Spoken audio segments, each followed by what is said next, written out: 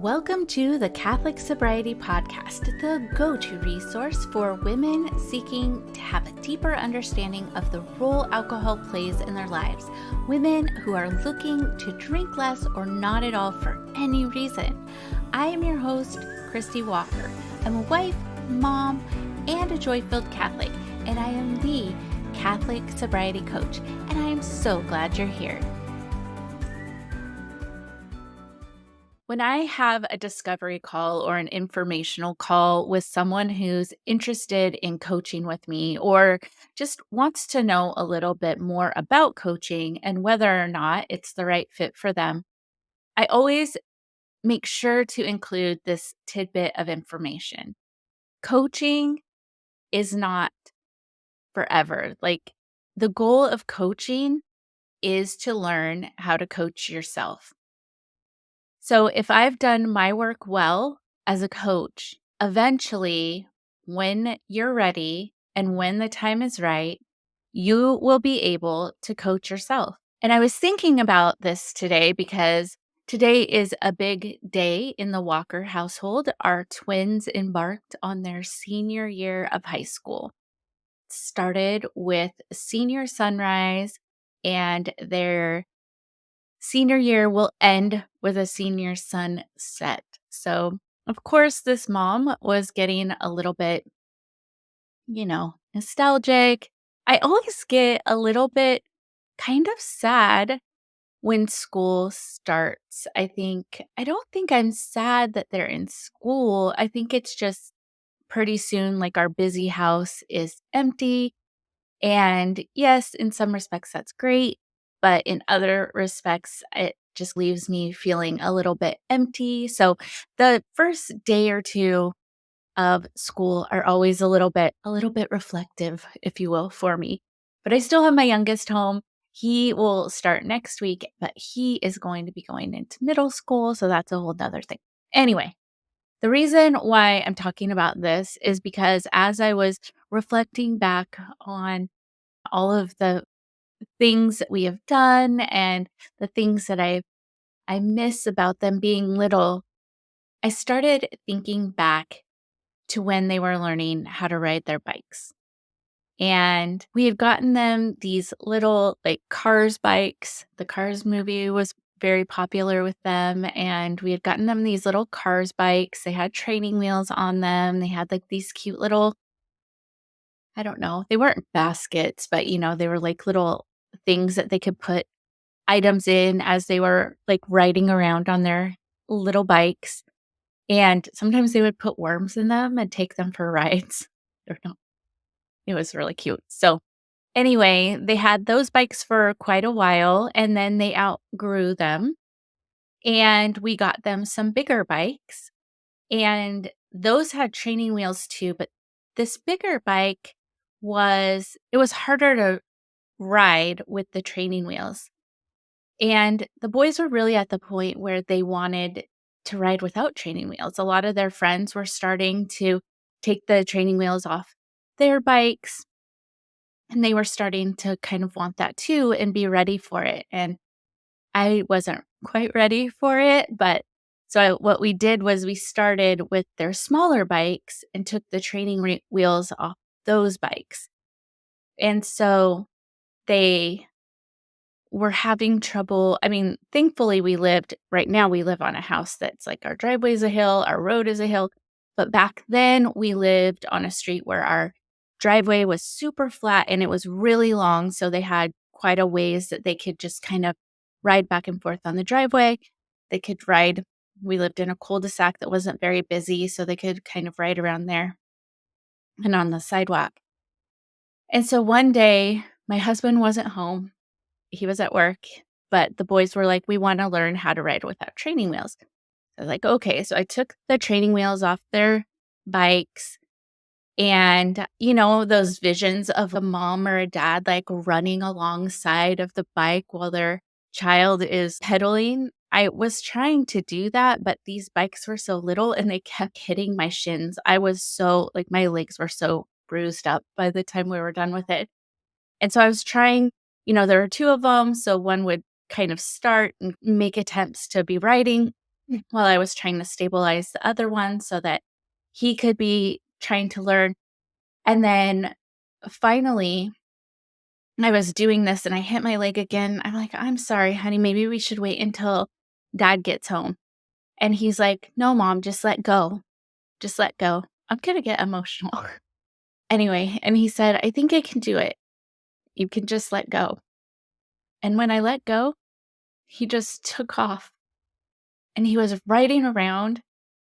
He was free. I mean, there was some wobbling, there were a few falls, but he just was riding and smiling and feeling so good because he was now able to help himself know how to balance. He was able to help himself navigate how to steer and all of those things that we do when we're riding a bike.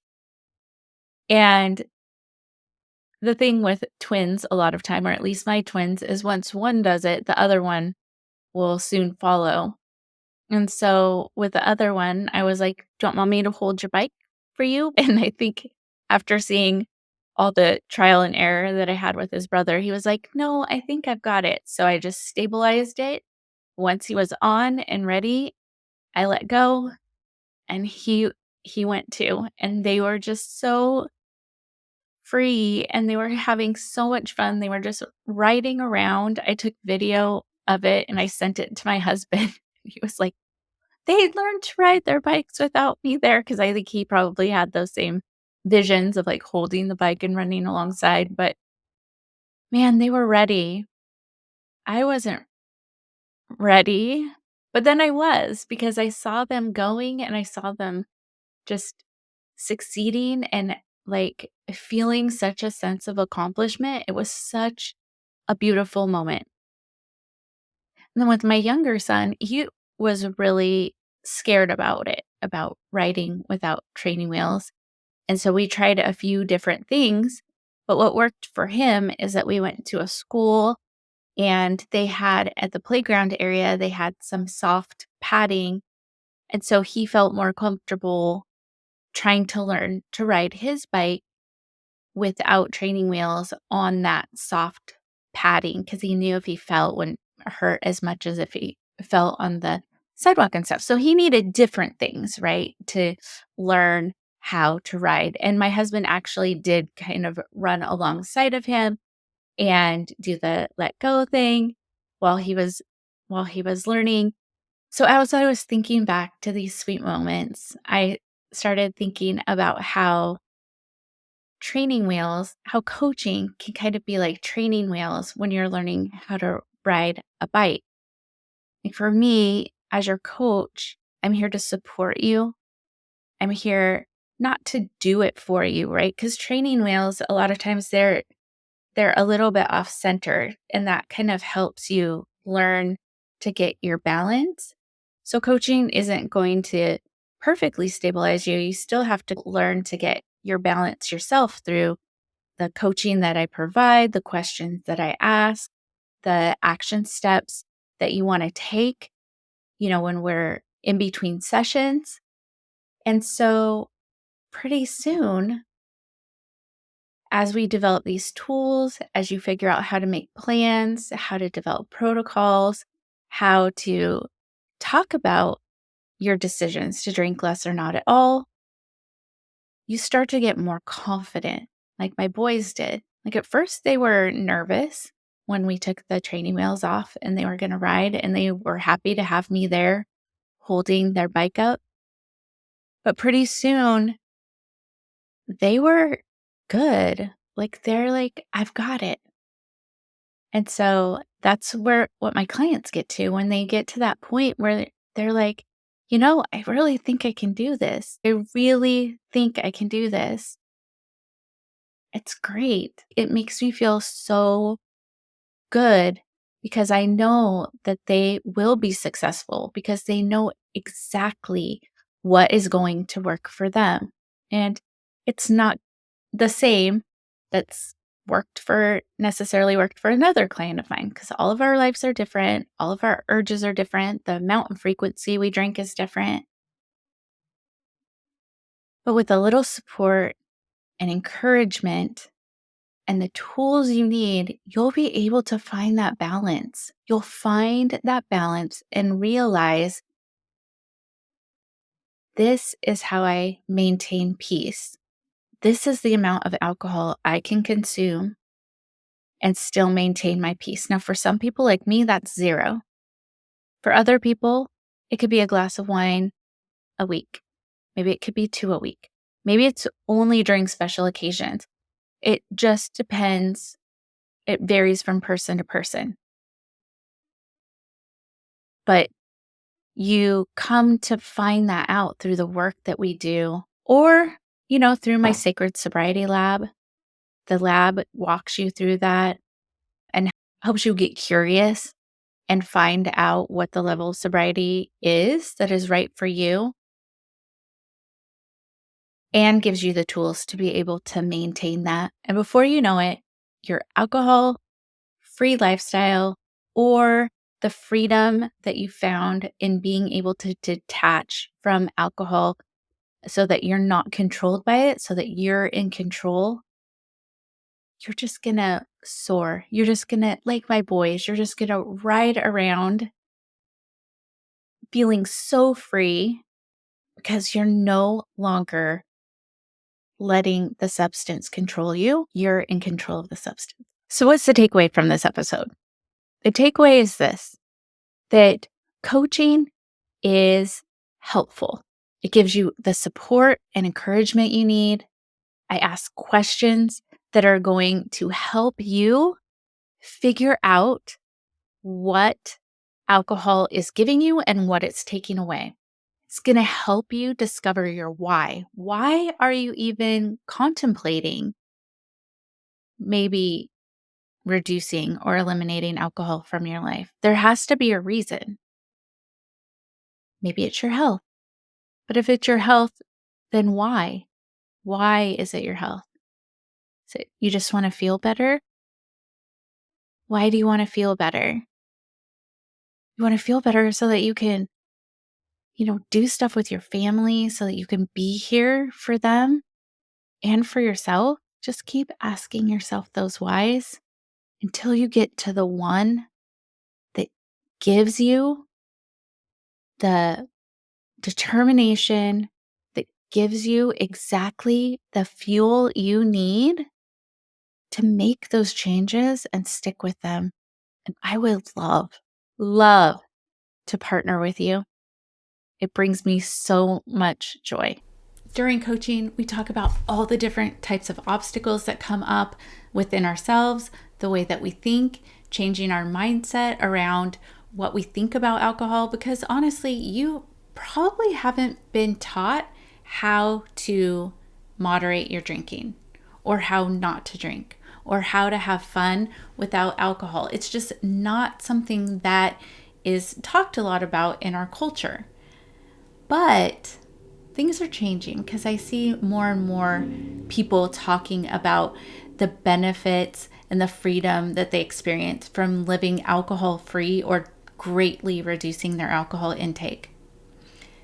But in the meantime, you're going to want to learn how to talk to your friends and family about your decisions, how to handle it or manage your mind around it if they're not supportive, or if you do run up against people that aren't supportive of you.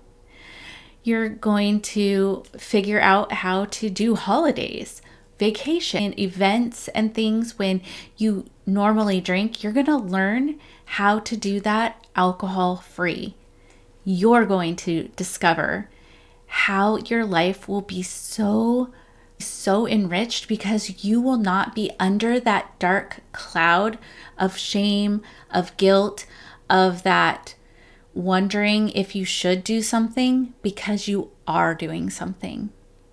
You'll have more mental clarity. You'll get better sleep. You'll lose weight. I mean, there are so many benefits to reducing or eliminating alcohol, and I could talk about it for days. It's a totally different episode.